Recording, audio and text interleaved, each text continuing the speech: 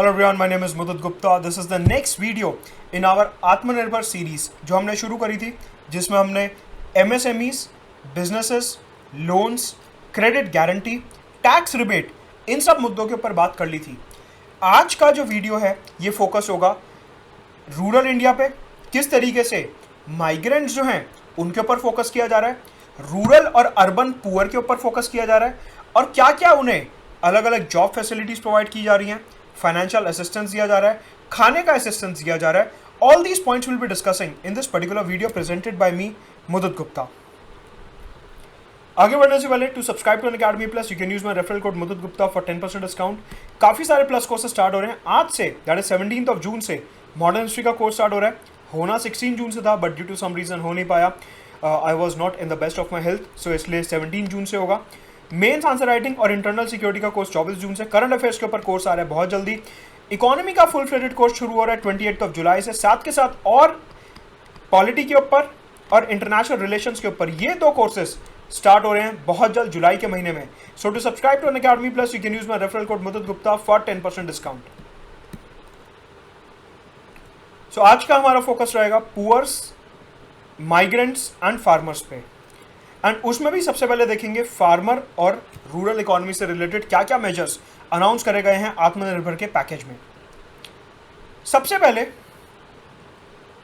भारत सरकार के दो प्रोग्राम्स हैं with regards to the farmers. Farmers को जो लोन दिया जाता है, ये जो रीजनल रूरल बैंक्स होते हैं, कोऑपरेटिव बैंक्स होते हैं, स्टेट बैंक हो गया, अलग अलग कमर्शियल बैंक्स हो गए, ये फार्मर्स को काफी सारे लोन्स देते हैं। उन लोन्स से रिलेटेड दो स्कीम्स हैं भारत सरकार की। पहली स्कीम है interest subvention scheme. Interest subvention scheme में ये होता है दैट कि जो फार्मर्स हैं अगर वो 3 लाख रुपए तक का लोन ले रहे हैं, अगर वो 3 लाख रुपए तक का फॉर्मल क्रेडिट ले रहे हैं, देन उनको 2% का इंटरेस्ट सबवेंशन दिया जाएगा। 2% का इंटरेस्ट सबवेंशन दिया जाएगा, मतलब कि जो लोन के ऊपर ब्याज लगता है उस ब्याज में 2% की छूट दी जाएगी। यह हो गया पहला कंपोनेंट इंटरेस्ट सबवेंशन का। दूसरा component is with regards to the prompt repayment incentive. अगर किसान जो हैं वो लोन लेने के बाद पैसा टाइम पे चुका रहे हैं, प्रिंसिपल और इंटरेस्ट दोनों ही टाइम पे वापस कर रहे हैं, तो सरकार ने बोला कि देखो आप टाइम पे पैसा वापस कर रहे हो, मतलब कि फाइनेंशियल स्टेबिलिटी इंक्रीज हो रही है, बैंकिंग सिस्टम जो है वो प्रॉस्पर कर रहा है, बैंकिंग सिस्टम एकदम सेफ है, एनपीएस नहीं बढ़ रहे हैं। इस चीज को ध्यान में रखते हुए हम आपको एडिशनल 3% की इंटरेस्ट में रिबेट देंगे, known as prompt repayment incentive. मतलब कि जो भी किसानों ने लोन लिया है उनको 2 तरीके की छूट मिलेगी। यहां पे एक मिलेगी ही मिलेगी 2% का इंटरेस्ट सबवेंशन। अगर आपने टाइम पे लोन चुका दिया प्रिंसिपल और इंटरेस्ट, तो आपको एडिशनल 3% का प्रॉम्प्ट रीपेमेंट इंसेंटिव मिलेगा। लेकिन ये जो दोनों स्कीम्स हैं they are valid only up to loans of ₹3 lakh. 3 lakh रुपए तक के लोन्स पे ये दोनों की दोनों स्कीम्स वैलिड हैं। अगर कोई किसान 3 लाख रुपए से ज्यादा का लोन लेते हैं तो ना तो इंटरेस्ट सबवेंशन मिलेगा और ना ही प्रॉम्प्ट रीपेमेंट इंसेंटिव मिलेगा। यह चीज आपको ध्यान रखनी है कि ये दोनों ही चीजें सिर्फ और सिर्फ 3 लाख रुपए तक के लोन्स पे वैलिड हैं। एंड आत्मनिर्भर में क्या किया गया है, सरकार ने बोला कि पहले इसकी एक डेट थी समवेयर अराउंड 31 मई कि अगर आपको इन दोनों स्कीम्स का बेनिफिट लेना है तो आप 31 मई तक लोन रीपे करो, वापस करो, और ये सब। सरकार ने उसकी डेट एक्सटेंड कर दी है अंडर आत्मनिर्भर इनिशिएटिव। तो आपको डेट याद रखने की जरूरत नहीं है, लेकिन आपको बस ये ध्यान रखना है कि इंटरेस्ट सबवेंशन और प्रॉम्प्ट रीपेमेंट इंसेंटिव के लिए सरकार ने डेट को थोड़ा सा आगे एक्सटेंड करा है, जिससे मैक्सिमम फार्मर्स इन दोनों स्कीम्स का फायदा ले सके, इन दोनों स्कीम्स का बेनिफिट उठा सकें। साथ के साथ प्रीलिम्स बेस्ड फैक्ट यहाँ पे एक याद कर लेते हैं कि ये जो दोनों स्कीम्स हैं they are run by ministry of agriculture and farmers welfare. ये नोडल मिनिस्ट्री है जिसके अंडर ये दोनों स्कीम्स आती हैं। Apart from the interest subvention and the prompt repayment incentive, सरकार ने 25 lakh additional Kisan credit card issue करने का सोचा है।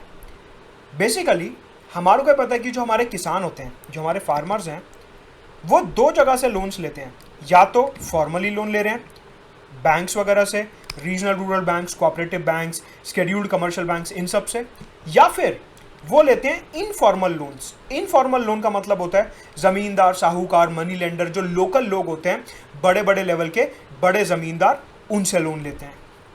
सरकार का ये मानना है कि फार्मर्स जितना ज़्यादा फॉर्मल लोन लेंगे उतना ही उनका एक्सप्लॉयटेशन कम होगा। रीज़न बीइंग कि जो इनफॉर्मल लोन्स होते हैं, जो ज़मींदार, मनी लेंडर लोन देते हैं, उसमें रेट ऑफ इंटरेस्ट काफ़ी ज़्यादा होता है, जिसकी वजह से फार्मर जो है वो डेट ट्रैप में फंस जाता है, मतलब कि उधारी की साइकिल में फंस जाता है। इस वजह से फार्मर्स का फॉर्मल क्रेडिट सरकार हमेशा से प्रमोट करती आई है। सरकार ने अब ये बोला कि क्योंकि ये ऐसा टाइम चल रहा है जहाँ पे एक्सप्लॉयटेशन का चांस काफ़ी ज़्यादा है, कोरोना पैंडेमिक है, लॉकडाउन है, अवेलेबिलिटी ऑफ क्रेडिट नहीं है, लिक्विडिटी कम है, फार्मर्स की क्रॉप टाइम पे बिक नहीं रही है, उनके हाथ में पैसा आ नहीं रहा है, ज़्यादा से ज़्यादा फार्मर्स को फॉर्मल क्रेडिट के अंडर कवर करने के लिए, ज़्यादा से ज़्यादा फार्मर्स को फॉर्मल क्रेडिट कवर देने के लिए सरकार ने बोला कि हम 25 lakh additional Kisan credit cards issue करेंगे, जिससे कि उन 25 लाख किसानों को जिनको ये नए क्रेडिट कार्ड दिए जा रहे हैं, इजी, चीप और फॉर्मल क्रेडिट मिल सके, मतलब कि आसानी से कम पेपर वर्क के साथ कम ब्याज दरों पे लोन मिल सके, और जिससे कि वो ये इंटरेस्ट सबवेंशन और प्रॉम्प्ट रीपेमेंट इंसेंटिव जैसी स्कीमों का फायदा उठा सकें, और साथ के साथ जो जमींदार साहूकार का एक डेट ट्रैप होता है उससे भी बच सकें। साथ के साथ सरकार ने बोला कि अभी तक जब से पैंडेमिक शुरू हुआ है, जब से लॉकडाउन शुरू हुआ है, 86,000 करोड़ रुपीस के लोन्स जो हैं वो अप्रूव हो चुके हैं फॉर्मल सेक्टर में। ये नंबर याद रखने की जरूरत नहीं है, ये सिर्फ एक आपके आइडिया के लिए बता रहा हूँ। जो मेजर कॉन्सेप्ट आपको यहाँ पे ध्यान रखना है वो है ये वाला कॉन्सेप्ट किसान क्रेडिट कार्ड का, ये वाला कॉन्सेप्ट इंटरेस्ट सबवेंशन का, और ये कॉन्सेप्ट प्रॉम्प्ट रीपेमेंट इंसेंटिव का। ये 3 कॉन्सेप्ट आपको ध्यान रखने हैं। डेट वगैरह, कितने का लोन गया, कौन सी तारीख को गया, ये सब कोई नहीं पूछता एग्जाम में। आपका फोकस होना चाहिए कॉन्सेप्ट पे। प्री, मेंस, इंटरव्यू, तीनों में ही कॉन्सेप्ट पूछा जाएगा, डेट, अमाउंट ये सब नहीं पूछा जाता। तो आपका फोकस होना चाहिए सिर्फ और सिर्फ कॉन्सेप्ट पे।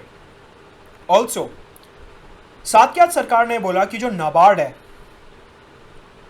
National bank for agricultural and rural development, मतलब कि जो ग्रामीण क्षेत्रों की और एग्रीकल्चर के विकास के लिए बैंक बनाया गया है नाबार्ड बैंक, वो रीफाइनेंस करेगा कोऑपरेटिव बैंक्स को और रीजनल रूरल बैंक्स को।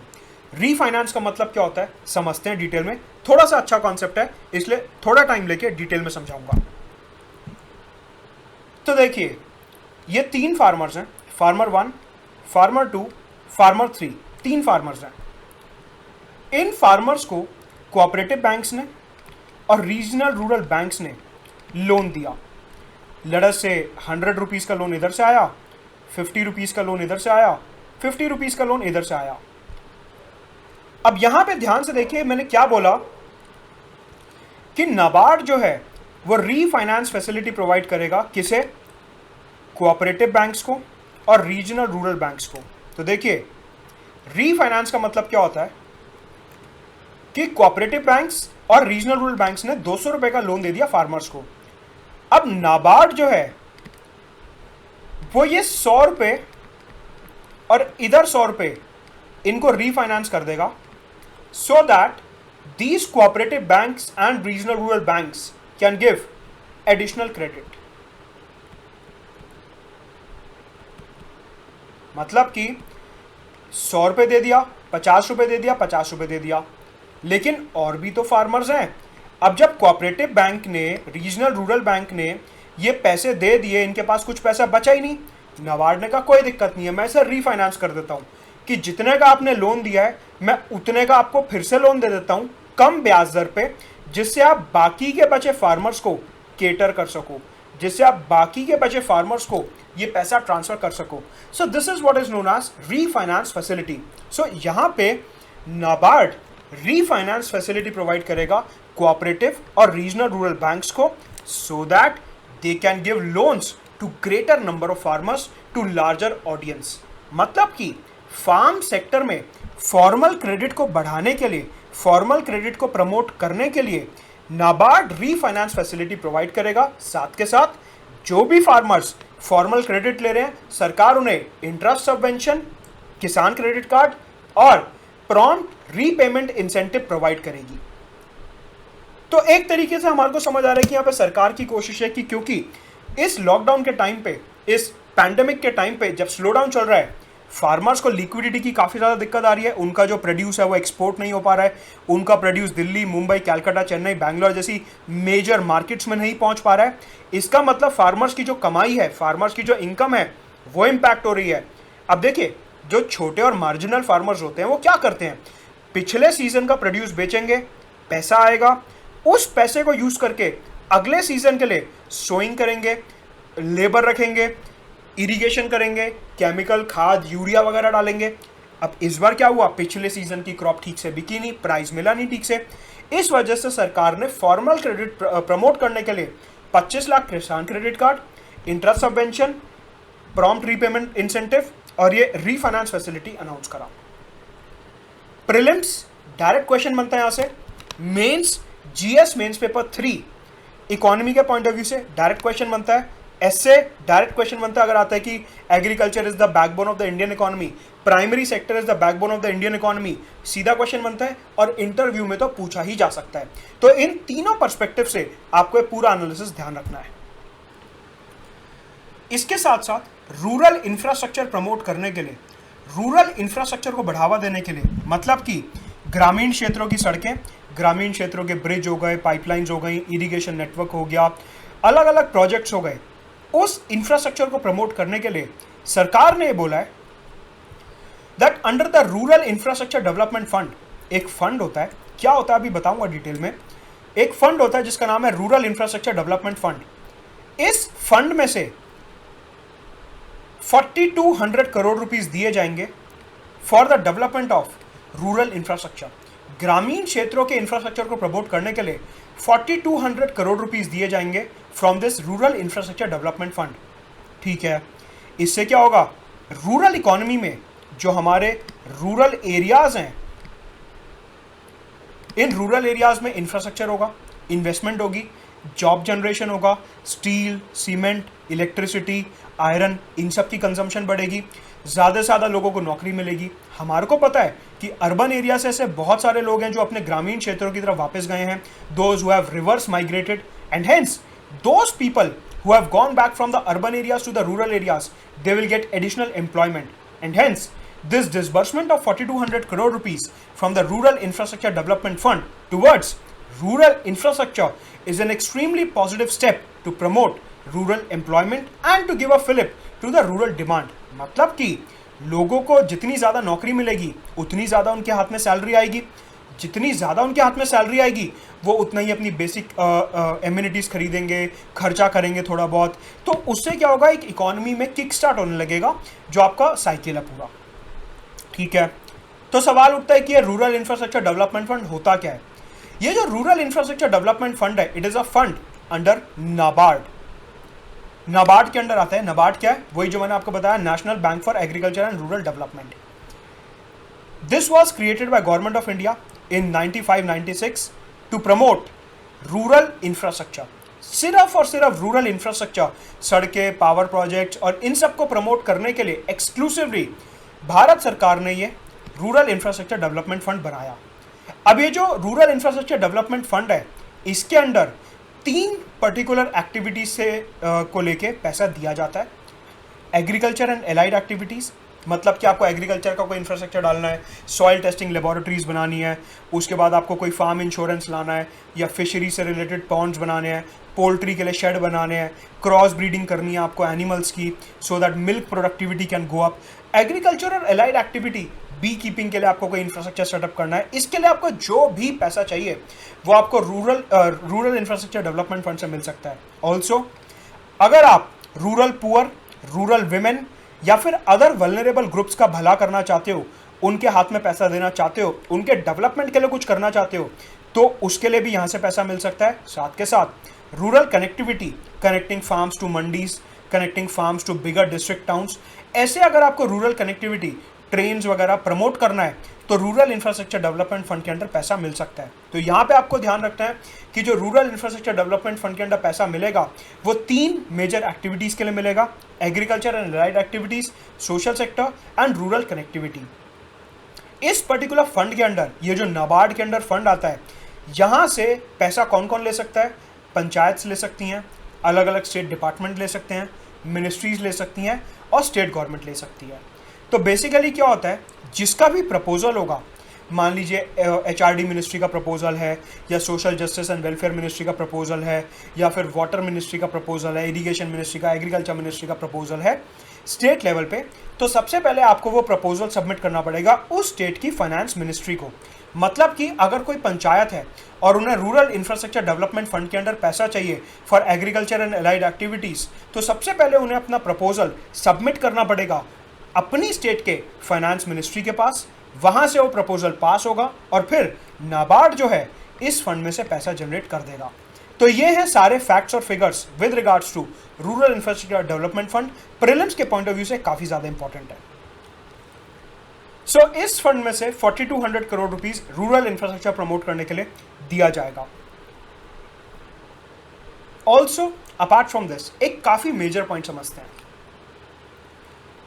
हमारे को पता है कि जो फार्मर्स हैं वो क्रॉप्स ग्रो करते हैं ऑब्वियसली। हमारे इंडिया में एक सिस्टम होता है प्रोक्योरमेंट का। प्रोक्योरमेंट का मतलब होता है कि जो सरकार होती है, चाहे सेंट्रल गवर्नमेंट हो चाहे स्टेट गवर्नमेंट हो, जो सरकारें होती हैं वो फार्मर से MSP पे क्रॉप्स को प्रोक्योर कर लेती हैं।